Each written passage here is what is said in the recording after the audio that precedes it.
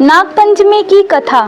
नागपंचमी हिंदू धर्म का एक महत्वपूर्ण त्योहार है जो विशेष रूप से नाग देवताओं की पूजा के लिए मनाया जाता है।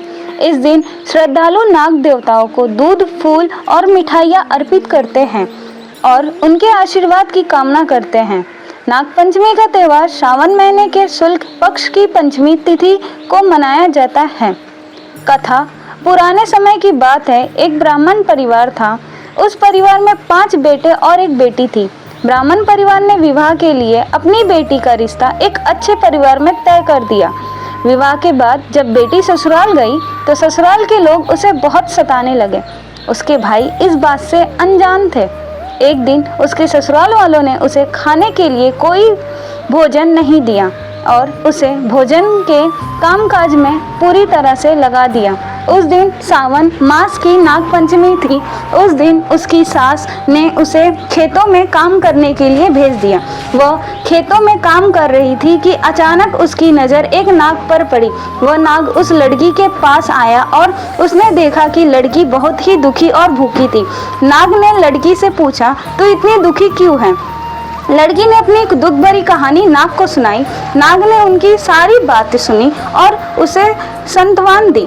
फिर नाग ने उसे बताया कि आज नागपंचमी का दिन है और अगर वो नाग देवताओं की पूजा करेगी तो उसकी सारी समस्या दूर हो जाएगी। लड़की ने नाग देवता की पूजा की और नाग ने उसे आशीर्वाद दिया। नाग के आशीर्वाद से उसके सारे दुख दूर हो गए।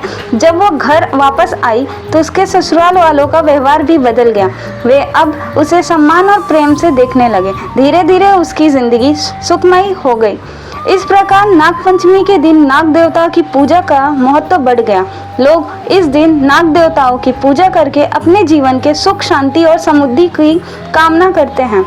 मान्यता है कि नागपंचमी के दिन नाग देवता की पूजा करने से काल सर्प दोष का भी निवारण होता है और जीवन में आने वाली सभी बाधाएं दूर हो जाती हैं। नागपंचमी की महिमा।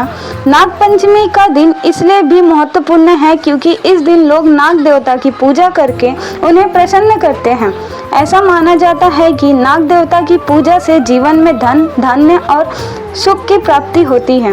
इस दिन नाग देवताओं को दूध पिलाने के विशेष महत्व है और लोग पूरे दिन उपवास रखकर नाग देवताओं की आराधना करते हैं।